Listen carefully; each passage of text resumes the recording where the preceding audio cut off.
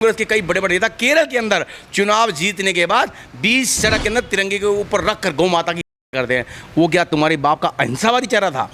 बता राहुल गांधी, मैं पूछना चाहता हूं तेरे से, ना कश्मीर के अंदर जो नरसंहार हुआ उसका दोषी तेरा परदादा, तेरी दादी और तेरा बाप था। हिंसक थी तेरी अम्मी। लोकतंत्र का सबसे बड़ा मंदिर कहे जाने वाले संसद भवन के अंदर से जब से नया सत्र प्रारंभ हुआ है, कोई ना कोई बयानबाजी, कोई ना कोई नारेबाजी वहाँ से लगातार जारी है।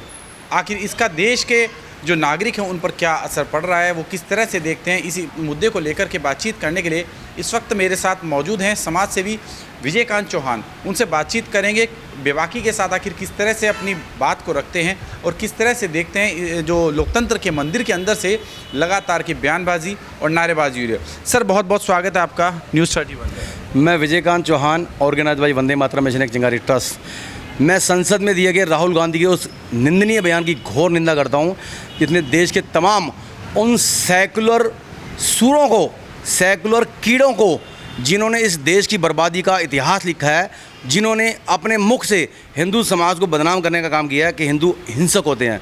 मैं राहुल गांधी को कहना चाहता हूं, हिंसक थी तेरी अम्मी, जिसने पूरे देश के अंदर धर्मांतरण का जाल बिछा के कई लाखों करोड़ों हिंदुओं को बर्बाद कर दिया, उन्हें धर्म परिवर्तन करने में मजबूर कर दिया।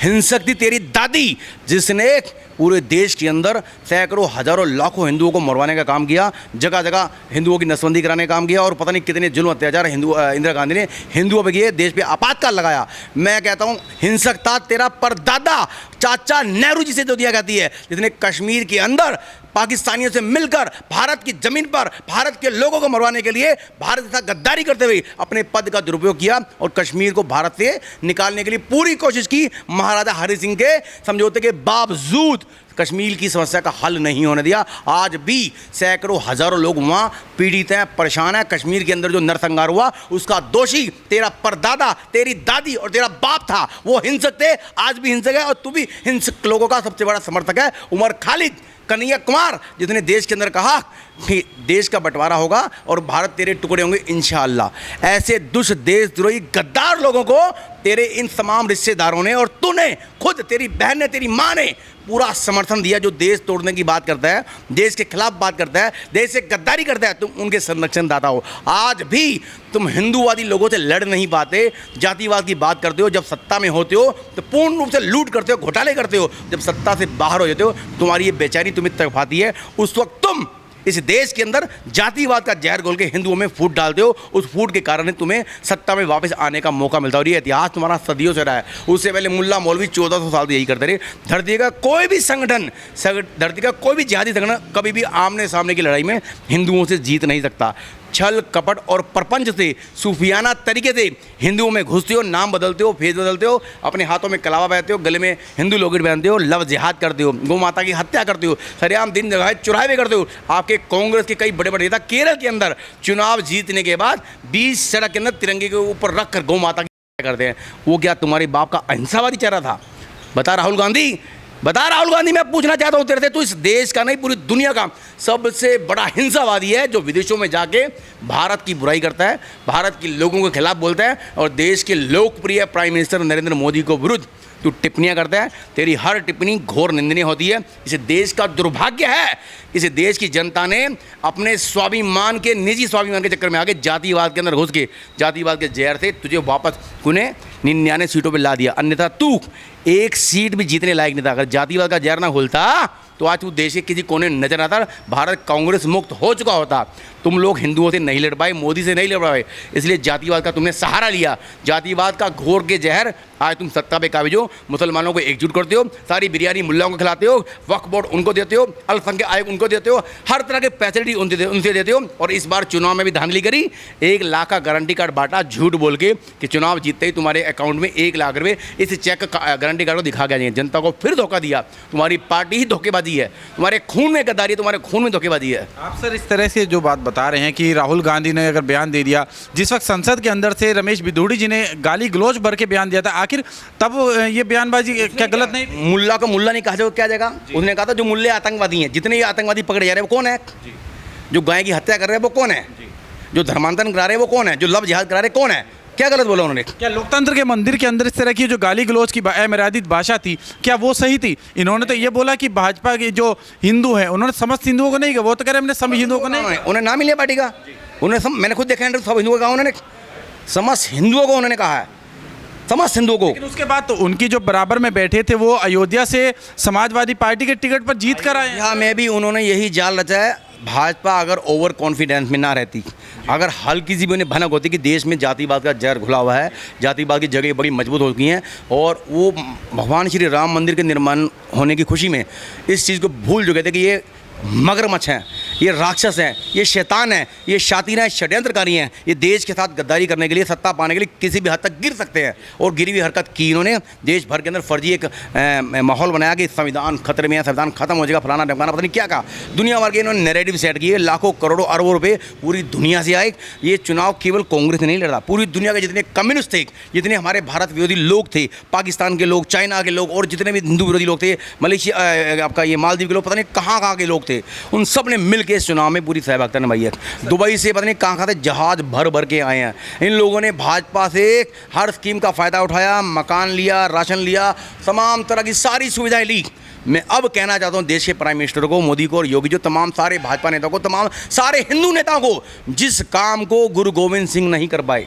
उन्होंने कहा था, गुरु गोविंद सिंह महाराज जी ने, कि ये कौम किसी की सगी नहीं है, गद्दार कौम है। अगर ये बोरी भी, इस उंगली पे आप कहते हैं तेल लगाओ, तेल लगा के बाद तिल की बोरी में डाल दो, जितने तिल इस पर लगे आते हैं उतनी बार भी खत्म है, तब भी इन पर भरोसा ना हो। लेकिन सर उन्होंने तो गुरु गोविंद सिंह जी की जो चित्र था वहाँ पर उनको भी लिया, उन्होंने कहा वो भी अभय मुद्रा में है। जीसस क्रिस्ट पर भी कहा कि ये भी अभय मुद्रा में है, भगवान शिव को भी कहा कि ये भी अभय मुद्रा में, और वो तो खुद कह रहे हैं कि हम खुद हिंदू हैं। कौन कह रहा है? राहुल गांधी खुद कहते हैं कि हम हिंदू हैं। किसी ने कहा हिंदू है? बाप उसका कौन है? दादा कौन है? वो तो कहते हैं कश्मीरी पंडित हैं हम लोग। किसी ने कहा? फिरोज खान कौन था? दारू वाला कौन था? मुस्लिम है वो, बाप मुस्लिम, माँ ईसाई, तो ये हिंदू कैसे हो गया? तो सर मंदिरों में जो जाते हैं आखिर क्या पाखंड करने जा रहे हैं इधर मंदिरों में? ये राहुल गांधी पखंडी है, पूरा परिवार पखंडी है इनका, इनका पूरा खानदानी पखंडी हो गया है। ये हिंदुओं के देश में ही ऐसा पखंड चल सकता है, किसी और देश में इस तरह पखंड चल नहीं सकता। अगर हिंदुओं के देश में तो हिंदू समझदार होते, राष्ट्रवादी होते। भाजपा ने राष्ट्रवाद की भावना प्रबल वेग से तैयार की थी, लोगों को भाईचारे में बहुत कोशिश करी, लेकिन इनका सबसे बड़ा अपराध भाजपा का था वन साइड। जिन लोगों ने हमारा देश को तोड़ा, जिन्होंने देश से गद्दारी करी, देश का नमक खाया, पाकिस्तान को गए, उन्हीं को सारी सरकारी योजनाओं का लाभ दिया, हर तरह की सुविधा उन्होंने ली, लेकिन उन्होंने गद्दारी की। बाबा साहब खुद भीमराव अम्बेडकर अपने चुनाव देश की आज़ादी में कह के गए थे, जब तक भारत में आखिरी मुस्लिम है तब तक इस देश में भाईचारा शांति नहीं रह सकती। लेकिन सर राहुल गांधी तो बाद में ये कह रहे हैं कि मैंने उन हिंदुओं को कहा है जो भाजपा वाले हिंदू हैं, मैंने उन हिंदुओं को कहा है जो आरएसएस वाले हिंदू। बाद में कुछ भी भोगता रहेगा आदमी। संसद में एक बार किसी को गाली दे दिया, आपने मान लिया मैंने आपकी बहन का कर दिया, कुछ कर दिया, करा, मुझे पता था, मुझे पता होता है आपकी बहन का बात कर हुआ है, ये आपकी बहन मैं करता ही ना, मैं सोचा किसी हिंदू के उसका है, वो तो करिए खुद ही। इस तरह से वो कह रहे हैं कि आरएसएस वाले, राहुल गांधी खुद बलात्कारी है, उसके ऊपर भी बलात्कार के मुकदमे चल रहे हैं। कई लड़कियां, कोई जांच नहीं होती, ये तो विदेशों में पकड़ेगा, स्मैक पीते पकड़ा गया, इसका बाप भी विदेशी बार डांस हुई, उसकी माँ है विदेशी बार डांसर है, कोई डिग्री उसके पास नहीं है, कोई इसकी जांच नहीं, कुछ नहीं, क्यों भाई? लेकिन सर वो तो कह रहे हैं कि आरएसएस वाले हिंदू, क्या आरएसएस वाले हिंदू हिंसा कराते हैं? क्या भाजपा वाले हिंदू हिंसा कराते हैं? मैंने आपसे कहा अगर हिंदू हिंसक होता, समझ गए, आज भारत का भगवा मक्का सऊदी अरब तक होता।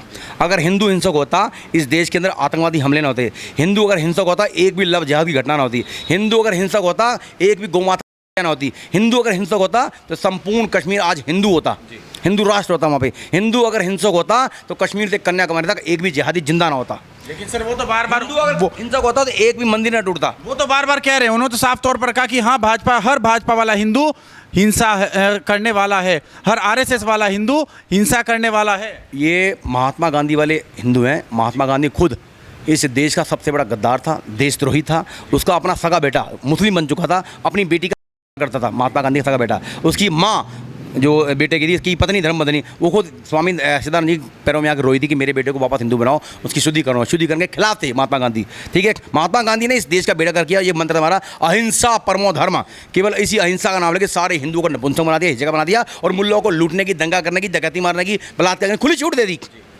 जिसने शतरंज को गोली मारी थी महात्मा गांधी उसको महान भक्त कहता है। जिसने रंगीला रसूल किताब लिखी थी उसके खिलाफ महात्मा गांधी ने उसकी हत्या करने के लिए मुल्ला को उकसाया। वो खुद हिंसक हत्यारा था और लोगों के अंदर अहिंसा का पाठ पढ़ाता था। अहिंसावादी जो शब्द है ये पूरा इसका मंत्र था, अहिंसा परमो धर्म, धर्म हिंसा तथैव च।